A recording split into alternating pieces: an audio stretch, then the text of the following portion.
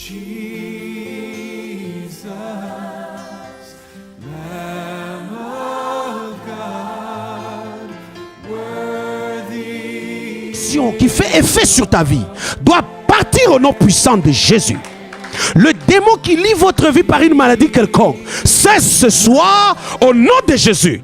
Je suis la bouche autorisée et envoyée des péchés dans ce lieu afin de déclarer sur ta propre vie que le démon parte, que les liens sont brisés, que la malédiction parte au nom puissant de Jésus.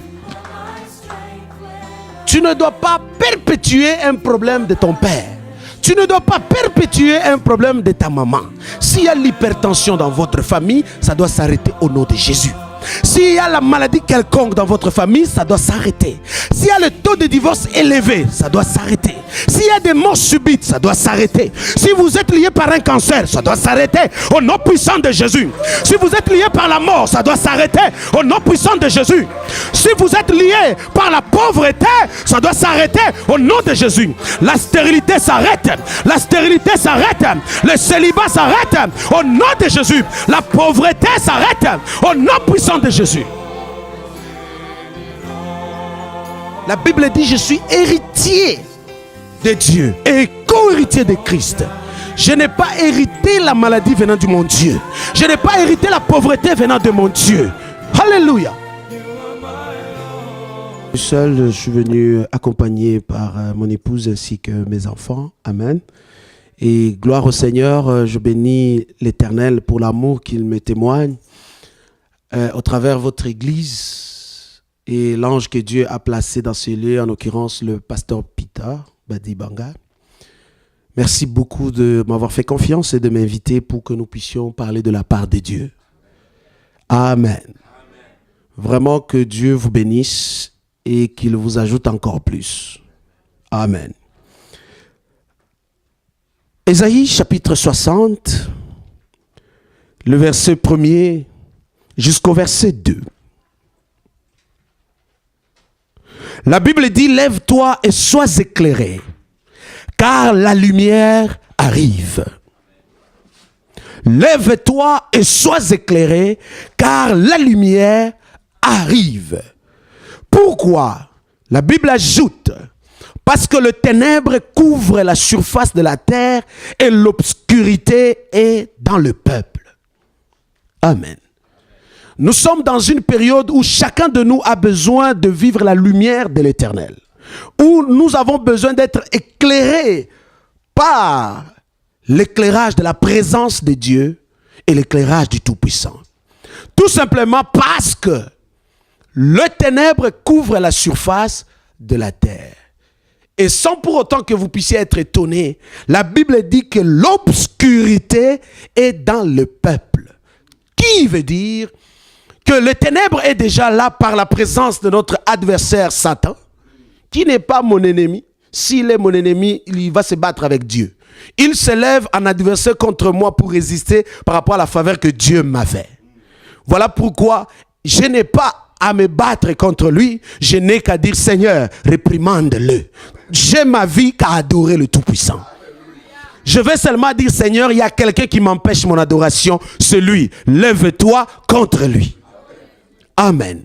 Mais la Bible dit que l'obscurité est déjà sur la terre. Vous voyez très bien que la terre aujourd'hui, on est en train d'adopter des lois antichrist. On est en train d'approuver, tout le système est en train de se monter tout simplement contre la parole excellente de Dieu.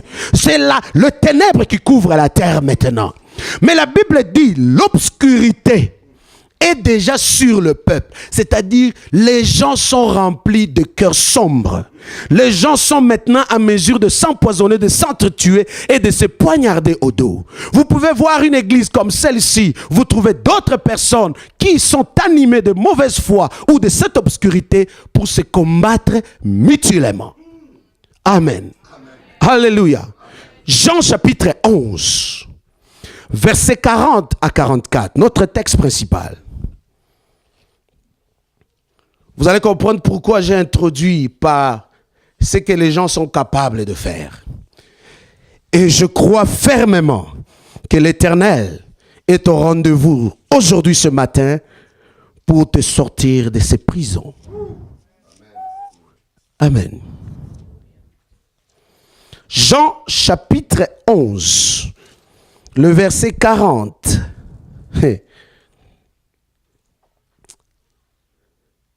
Jésus lui dit, ne t'ai-je pas dit que si tu crois, tu verras la gloire de Dieu?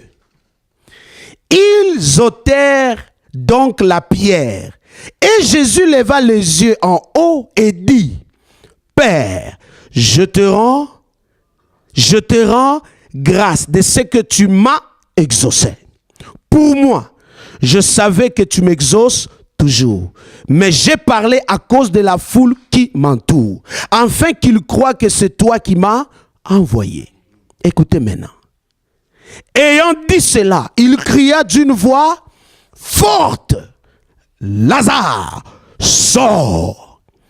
Et le mort sortit, écoutez bien, les pieds et les mains.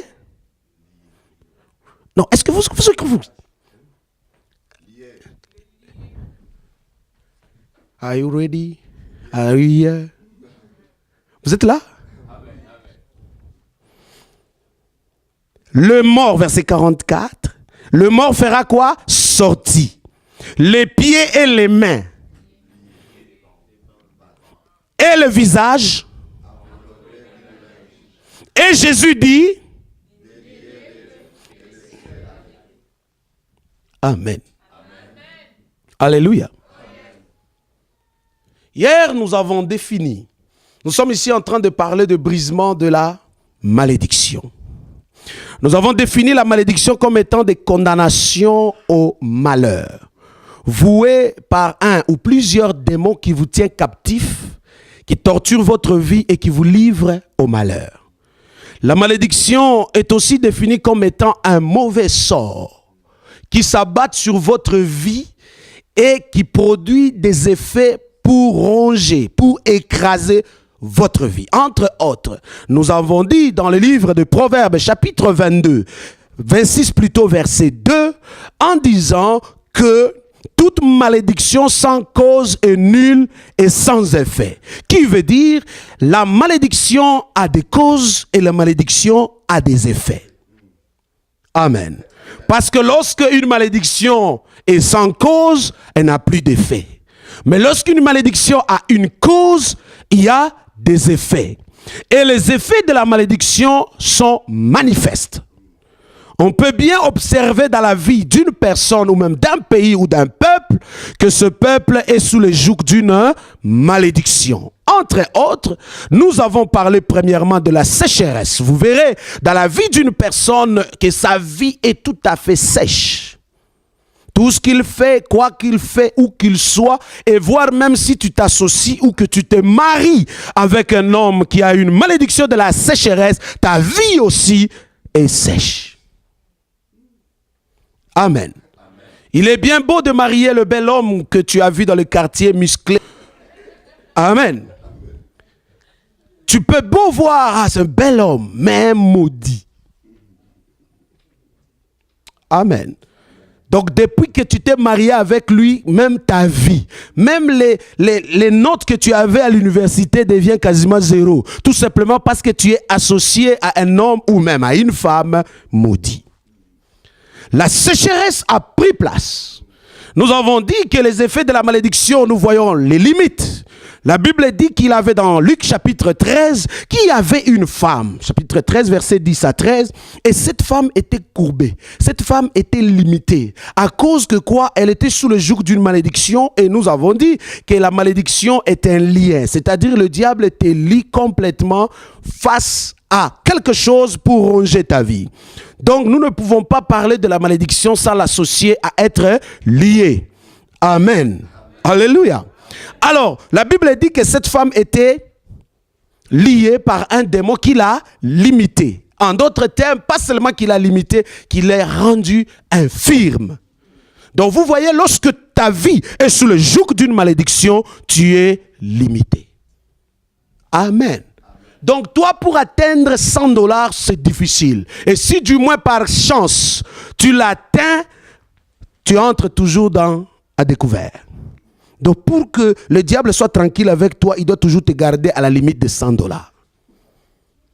N'avez-vous jamais remarqué dans votre vie, une fois que vous avez l'argent, le problème s'ensuit? Donc tu es limité à un montant. Certains sont limités à des fiançailles. D'autres sont limités à un âge quelconque. Dans votre famille, vous n'atteignez jamais 40 ans. D'autres sont limités dans un domaine quelconque. La joie ne peut pas régner chez vous. Une fois que ça semble arriver, il doit toujours y avoir un problème pour qu'il vous fasse pleurer. Tout simplement parce que vous êtes limité. Un autre démon qui peut s'abattre sur votre vie, qui vient, bien aimé, qui amène cette malédiction de la servitude. Donc tu es là dans ta vie, tu ne fais que servir les gens. Personne ne peut te servir. Amen. Tu es toujours condamné à servir. Il n'est pas mauvais. La plupart que vous êtes ici, nous venons des familles lointaines. Il est important de savoir quand donner, quand aider, quand soutenir. Tu peux beau avoir la joie de toujours assister les autres, mais cette assistance te ruine. Tu ne peux faire un projet. J'en ai réglé des problèmes de couple tout simplement parce que ils ont toujours, la femme a un problème d'envoyer l'argent. La femme est toujours condamnée à envoyer l'argent. Tout simplement parce que la pauvreté règne dans sa famille et elle ne peut que envoyer. Et à chaque fois qu'elle envoie l'argent, le monsieur ne peut pas faire un projet d'achat d'une maison ou même d'une belle voiture. Tout simplement parce qu'ils sont sous le joug d'une condamnation. Amen. Amen. Alléluia. N'avez-vous jamais vu un couple, l'homme est bien dans sa famille? Personne ne lui demande un sou, mais la femme terriblement. Ils sont down, ils sont très bas. Elle ne peut faire qu'envoyer l'argent. Et lorsque vous êtes à table pour manger, tu vas seulement, pouf, le téléphone sonne pour que madame parle à sa famille parce qu'elle envoie, elle doit sortir pour aller dans la toilette. Pour tromper la vigilance du monsieur. Ainsi, le monsieur qui suspecte, soit elle sort avec quelqu'un, ou soit c'est encore le problème d'argent. Aurez-vous la paix? Non. Amen. La servitude. Nous avons parlé aussi de la malédiction des limites où les gens sont liés. La malédiction plutôt des cycles, où vous ne faites que tourner à rond. Vous pouvez trouver dans une famille une maladie, les ronges. Quand ça prend le frère, quand ça finit le frère, une autre apparaît sur la petite sœur. Donc c'est comme si vous, votre vie, vous ne ferez que passer du temps à l'hôpital. Vous ne faites que tourner. Vous ne faites que tourner. Après lui, c'est lui. Après lui, c'est lui. Si lui divorce, après c'est l'autre. Après que ça divorce, elle se marie. Elle a la chance de se marier. Encore le divorce revient. Vous ne faites que tourner en rond. Le démon prend possession de votre famille et vous met dans un cycle.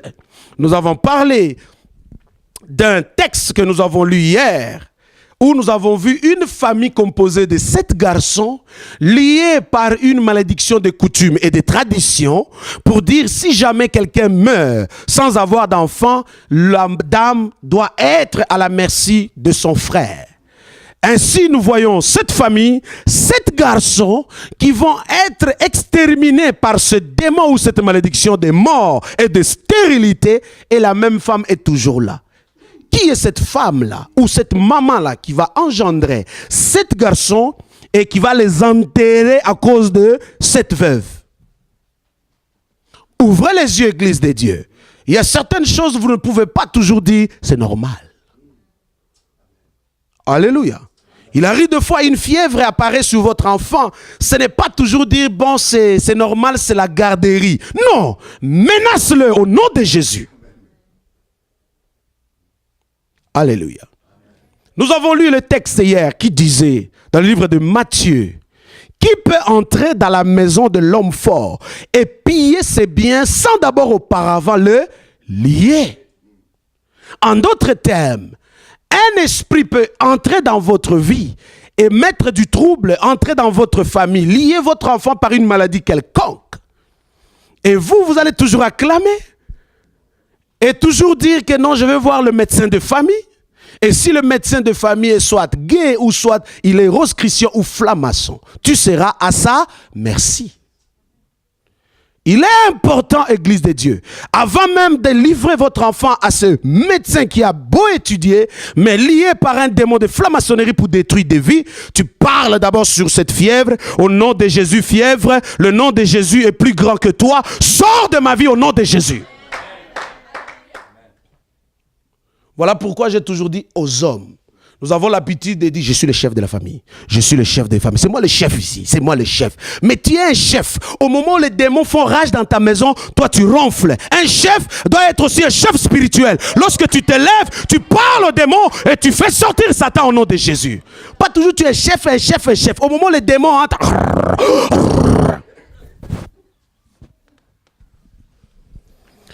Amen. Alléluia. Alléluia. Dieu est tellement merveilleux. La souffrance, l'affaiblissement, toutes ces choses constituent des liens quelconques qui lient la vie d'une personne. Amen. Écoutez bien. La Bible dit dans le livre de Jean, il était une fois un homme qui s'appelle Lazare. Lazare vivait bien dans sa famille. Lazare avait deux sœurs qui s'appellent Marie et Marthe. Ils vivaient tranquillement. Jésus avait l'habitude de se retirer dans cette famille pour manger et boire. Un jour, Lazare est tombé malade. Et cette maladie l'a conduit à la mort. Ainsi, Jésus est venu. Le monde est spécial. Jésus arrive. On lui a d'abord envoyé le message. Il est venu tranquillement. Il prenait aussi son temps. Et une fois que Jésus arrive, on lui dit, Lazare est déjà mort, ça fait 4 jours. Et d'ailleurs même, la science prouve que la 3e journée, une personne déjà commence à se décomposer. Mais lorsqu'on arrive la 4e journée, la personne dit, il n'y a pas de chance, il sent déjà. Mais Jésus dit, n'ai-je pas dit, si tu crois, tu verras la gloire de Dieu. Jésus arrive au tombeau. Regardez ce que les gens peuvent faire. La personne est morte. Ils vont prendre la personne, ils vont aussi la lier aux pieds, ils vont la lier aux mains, ils vont la bander aux yeux. Et ils vont prendre cette personne, ils vont la placer où? Dans les tombeaux. Lorsque je grandissais, très jeune à Lubumbashi, non, ça c'était à Kolwezi, lorsqu'une personne mourait, et que la personne avait mal fait les choses, ou que la personne était décédée en prison, on le mettait dans le cercueil, et on prenait son cercueil, on enchaînait, on mettait les chaînes, et on te place dans le tombeau maintenant. Donc c'est-à-dire, même dans ton cadavre, tu es lié. Est-ce que vous saisissez? Avant, je ne comprenais pas ça. Lorsque j'ai grandi, j'ai dit, maman, il faut aller déterrer ces gens-là, pour que leur âme puisse trouver le chemin. Parce que ces gens-là sont liés à jamais. Amen. Alléluia. Voilà pourquoi nous avons vu que Lazare était dans le tombeau. Jésus arrive. Il dit, mais ce n'est pas possible. Il pose la question, où l'avez-vous amené? Si vous croyez que je suis la résurrection et la vie, il fallait le garder. Je viendrai seulement et dire au nom de Jésus, mort, lève-toi. Mais vous l'avez lié. Pas seulement que vous l'avez lié, vous l'avez placé dans le tombeau. Pas seulement que le tombeau ne devait pas être fermé. Vous avez mis une grosse pierre. Jésus arrive maintenant. Ôtez la pierre. Amen. Vous savez, si Satan t'a placé ou il a placé ta vie dans une prison quelconque, et qu'il a fermé ta vie, je crois fermement que ce matin, cette pierre qui bloque ton diplôme, cette pierre qui bloque ta santé, cette pierre qui bloque ton foyer, cette pierre qui bloque ton avenir, au nom de Jésus, que cela soit ôté, que cela soit ôté, que cela soit ôté, que cela soit ôté, que cela soit ôté, au nom de Jésus. Finis cette malédiction de blocage, où on bloque ton foyer, où on bloque ton avenir. Nous ôtons cette pierre au nom de Jésus. Lazare est dans les tombeaux. Dans la culture juive, la manière dont on construit des tombeaux, on creuse dans des grottes, dans des pierres, on fait des escaliers et puis on te fait entrer au fond. C'est-à-dire lorsque vous voulez enterrer le mort, vous devez entrer avec lui, vous descendez les escaliers et vous les placez comme dans des tiroirs. C'est de cette façon-là qu'ils ont placé Lazare. Mais Jésus a cela donné deux choses. Il a dit ôtez la pierre.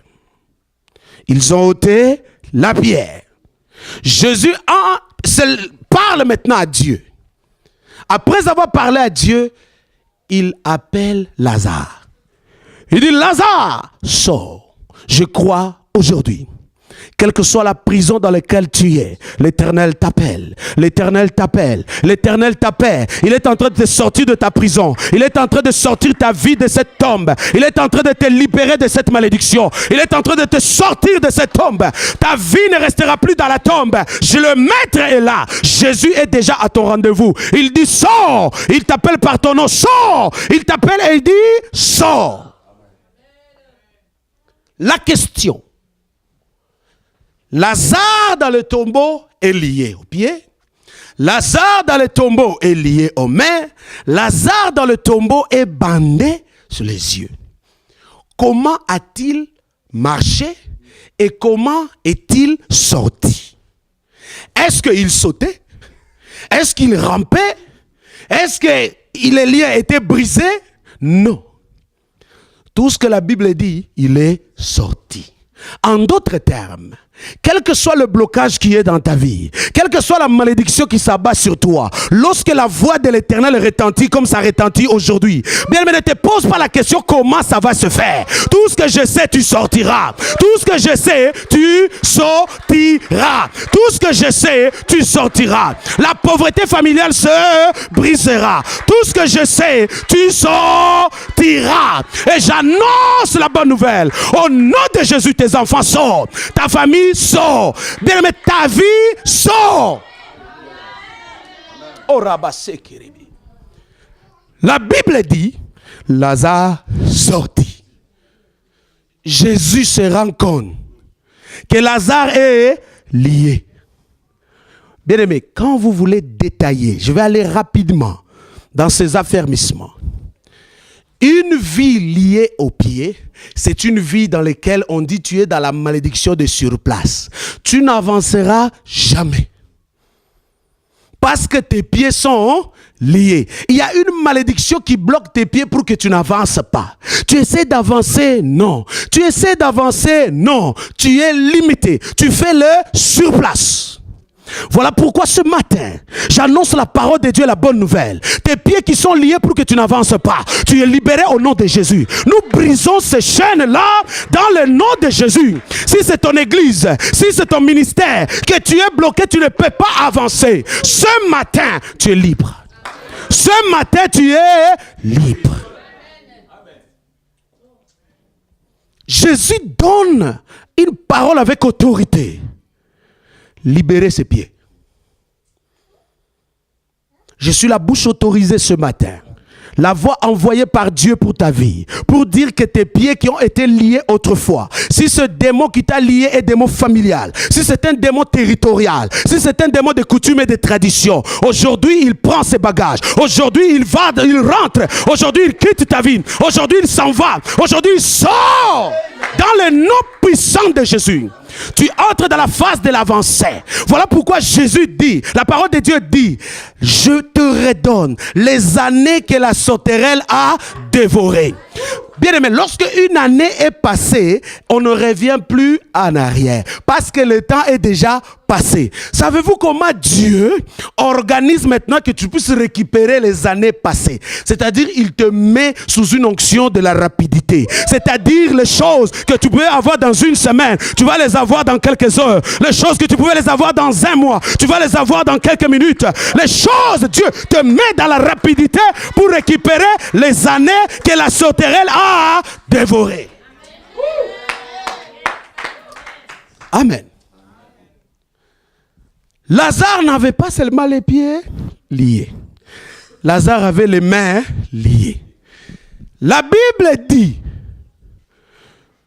l'homme sera rassasié du fruit que va produire ses mains.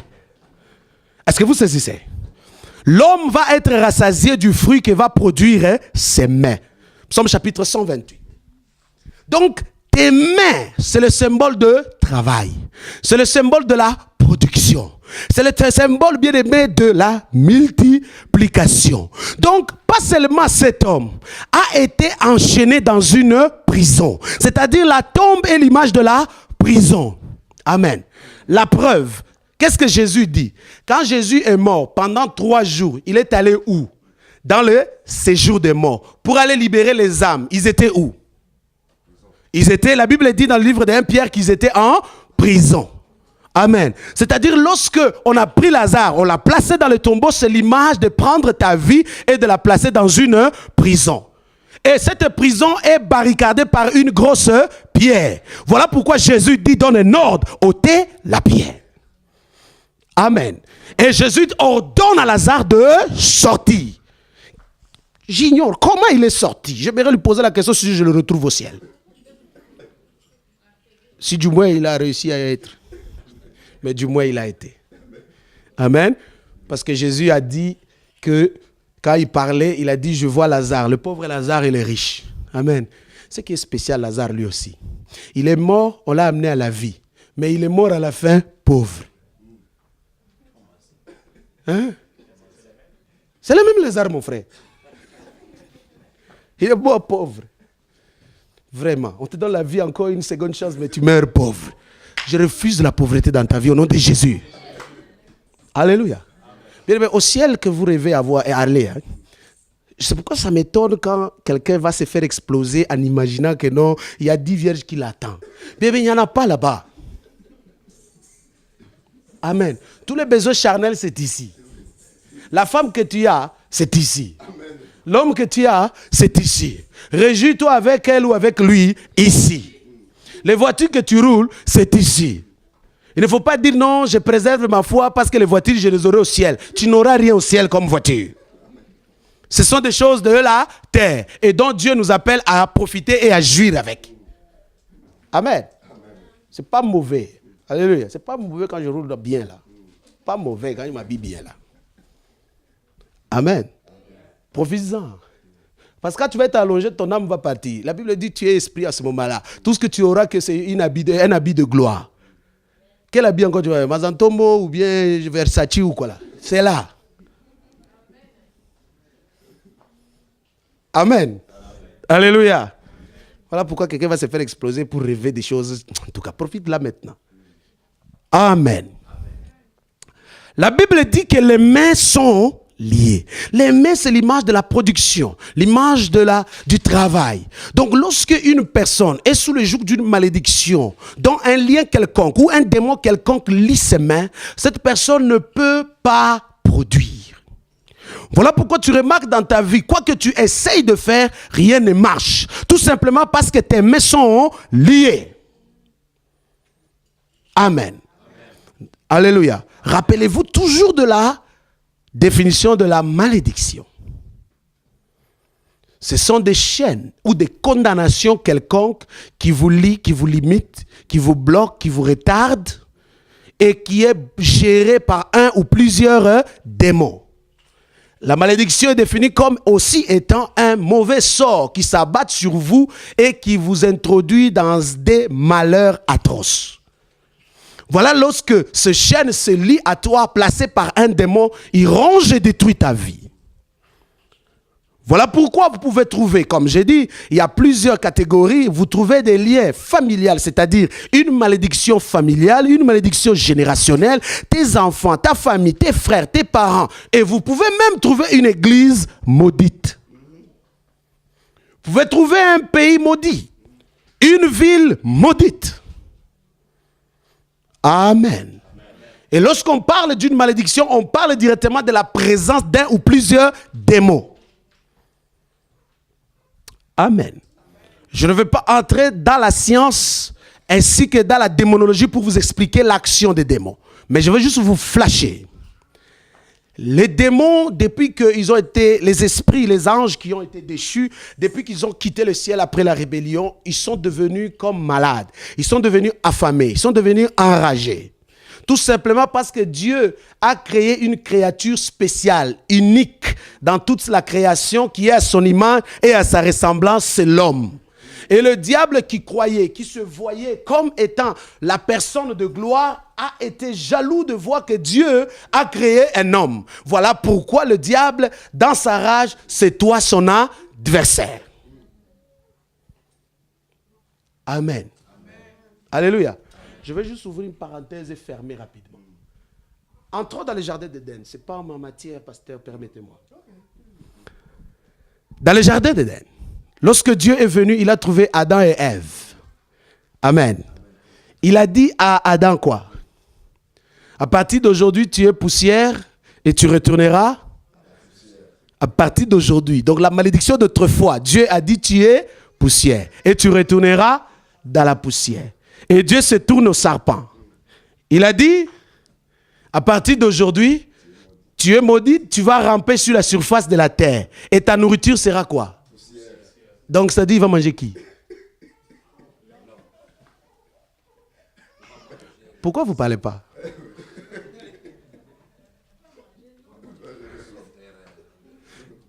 Le serpent, il va ramper. Et sa nourriture sera quoi? C'est-à-dire, et l'homme qu'on a dit que tu es poussé, tu retourneras. Donc ça dit... Amen. Donc lorsque tu es sous le joug d'une malédiction dont tu ne connais pas Jésus-Christ, tu es appelé poussière. Et une fois que tu es poussière, tu es à la merci du serpent. Voilà pourquoi la vie en Jésus-Christ est une vie de protection, est une vie de sécurité. Jésus dit, c'est lui qui est en Christ est devenu une nouvelle créature. C'est-à-dire, il n'est plus poussière pour être nourriture du serpent. Ce matin, j'annonce à quelqu'un, à partir de maintenant, tu n'es plus poussière. Tout simplement parce que Dieu est descendu dans ta vie, il siège dans ton cœur, il transforme ta vie et il fait de toi une nouvelle créature. Amen. Je ferme la parenthèse. Amen. Ça, c'est une autre... On en parlera. Alléluia. La Bible dit que ces mains sont liées et la personne ne peut pas produire. Voilà pourquoi Jésus dit de lier ses mains. Amen. Avant que je termine, Lazare n'avait pas les pieds seulement liés. Lazare avait des mains liées. Mais les gens sont méchants. Il est déjà mort. Mais ils vont prendre encore les chaînes de malédiction. Ils vont bander ses yeux. Quand un mort est mort, il ferme les yeux.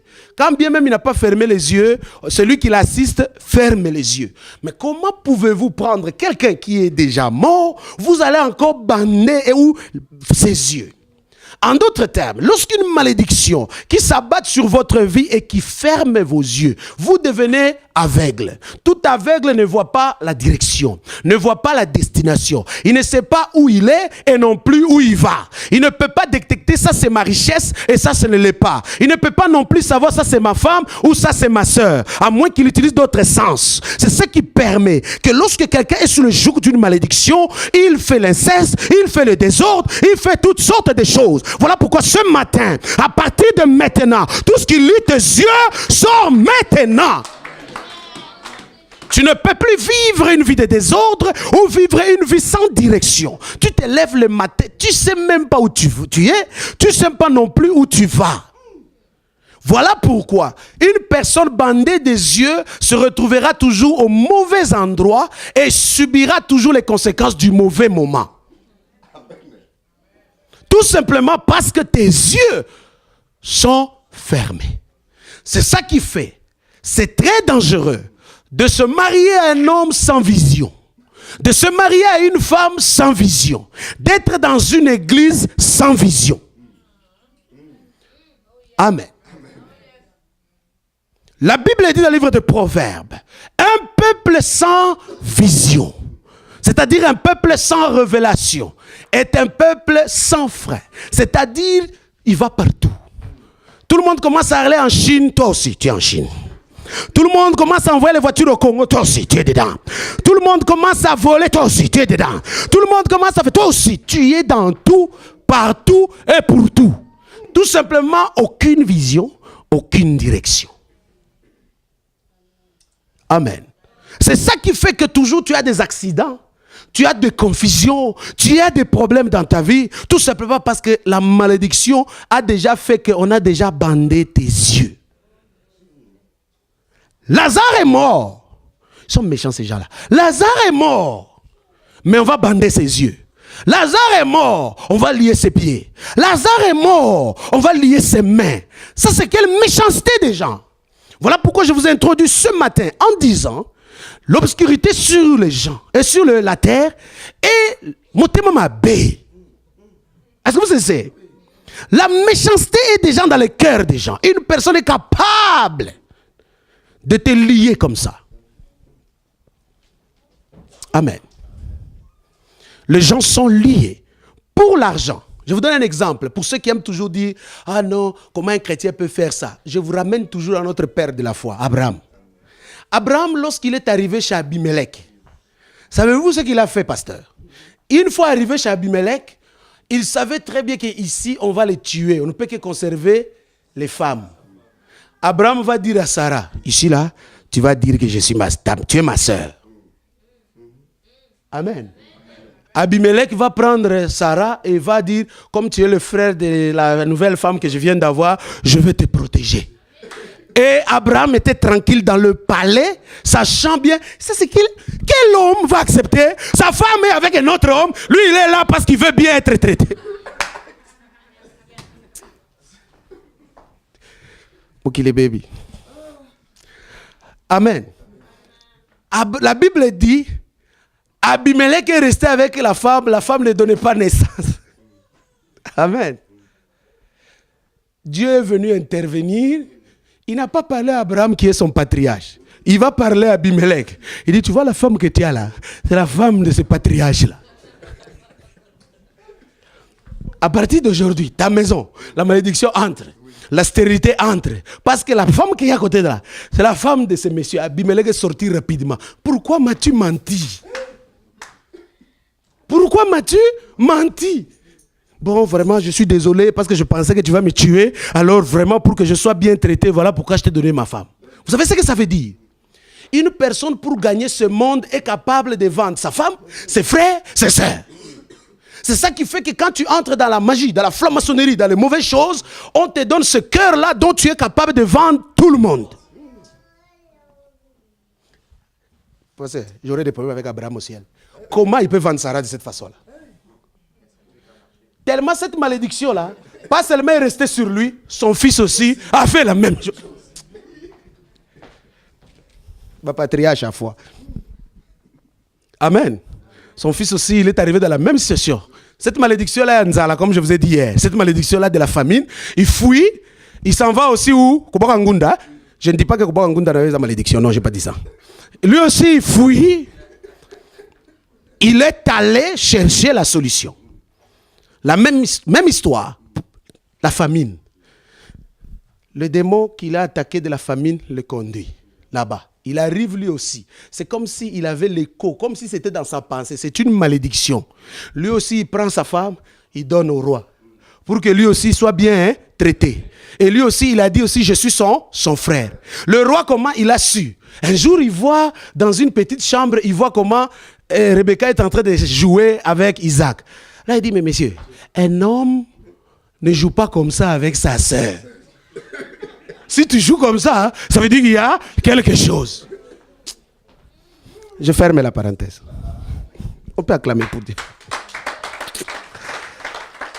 Oh my God. Quand tu es aveuglé, c'est de cette façon-là. Pourquoi tu essaies de faire tout? Tu es partout. Tu es dans tout. Tout simplement parce que tu n'as aucune vision. Je prie que le ciel s'ouvre et que Dieu te donne la vision. Je prie que le ciel s'ouvre, que Dieu enlève cette malédiction sur ta vie. C'est ça qui fait que Jésus va dire, verset 44, je termine rapidement. Il reste juste 10 minutes et puis on va prier. Délier cet homme. C'est ce que Jésus dit. Lazare est sorti, il était juste là. Jésus dit, déliez cet homme. Et maintenant, laissez-les aller. Vous savez pourquoi? Cet homme ne pouvait pas aller. Il ne pouvait pas avancer. Il ne pouvait pas produire. Il ne pouvait rien faire parce que ses pieds liés, ses mains liées, ses yeux bandés. Lui-même, c'était mort. Mis où? Dans un tombeau. Et dans ce tombeau, enfermé avec une grosse pierre. Quelle malédiction sur la vie de quelqu'un. Voilà pourquoi vous constatez dans votre vie, vous êtes comme dans une cage. Vous êtes comme enfermé. Malgré que vous êtes enfermé, vous êtes comme un mort. Il n'y a aucune vie en vous. Il n'y a aucune vie dans l'église. Il n'y a aucune vie dans votre famille.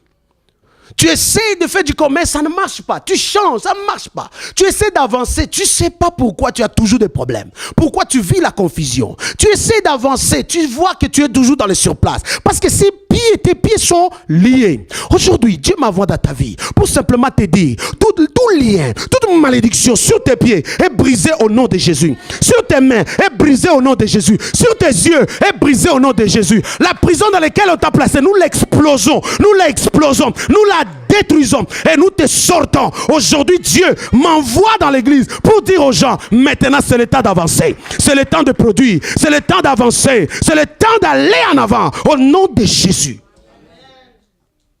On va se lever. Oh, ça fait longtemps. Tu vas regarder sa vie maintenant. Tu vas regarder ta vie. Hier, nous avons parlé qu'il y a des malédictions héréditaires. Il y a des malédictions familiales. Les effets des malédictions de cet homme, il a été bloqué, lié, enchaîné et placé dans un tombeau et fermé. Il en est de même peut-être pour ta vie. Tu constates que dans ta vie, dans ta famille, tes enfants sont sous le joug de cette malédiction. Ils sont bloqués, ils sont dans la drogue. Ils sont dans l'impudicité, dans l'adultère. Tu constates dans votre vie la stérilité totale. Vous ne produisez pas, vous n'avancez pas. Malgré tes diplômes, mais tu es toujours misérable. Malgré le bagage que tu as, tu ne peux pas avancer. Oh my God. Je vois au nom de Jésus. Tu sors de ton tombeau au nom de Jésus. Tu sors de ton tombeau au nom de Jésus. Bien-aimé, commence à parler à Dieu maintenant. Commence à sortir de ton tombeau. Dis, je sors de ma prison. Je sors de ma prison. Je sors de ma prison. Je sors de ma prison. Jésus-Christ de Nazareth, le Seigneur des Seigneurs, le Roi des Rois. À toutes les personnes opprimées par le diable, opprimées par la sorcellerie, à toutes les personnes qui n'ont plus d'espoir, qui n'ont plus d'honneur, je suis venu t'apporter un message d'espoir. C'est le message du royaume avec une onction royale. Yes!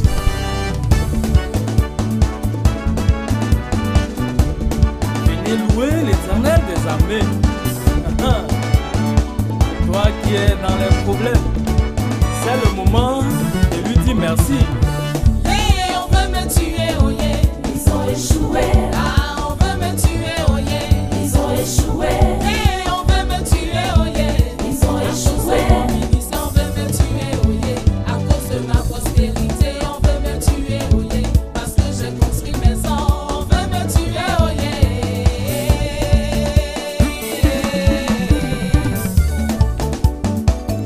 Dans la vie, là, il y a toujours deux cas. Soit Dieu est avec toi, tu réussis. Soit tu marches avec le diable, ça marche et puis un moment, tout s'écroule. Parce que tu as construit une maison, tout le monde veut de toi. On veut ta peau, on veut te tuer, on veut t'exterminer. Parce que tu as eu un bon diplôme, parce que tu as eu un bon boulot, on veut t'anéantir. Pourquoi même? Heureusement que l'Éternel Dieu, le Créateur, le Seigneur des Seigneurs, le propriétaire de toute vie, nous a donné la joie avec Jésus-Christ de Nazareth. Il nous a donné son esprit. Et par cet esprit-là, nous avons la vie, nous avons la force. Nous triomphons. Il a dit, je vous donne le pouvoir. Vous marcherez sur les serpents et les scorpions, sur toute la puissance de l'ennemi. Et rien ne pourra vous nuire. Yes. Ouais. Et que il j'ai dit, et que vous soignez si que oui bien, et n'est pas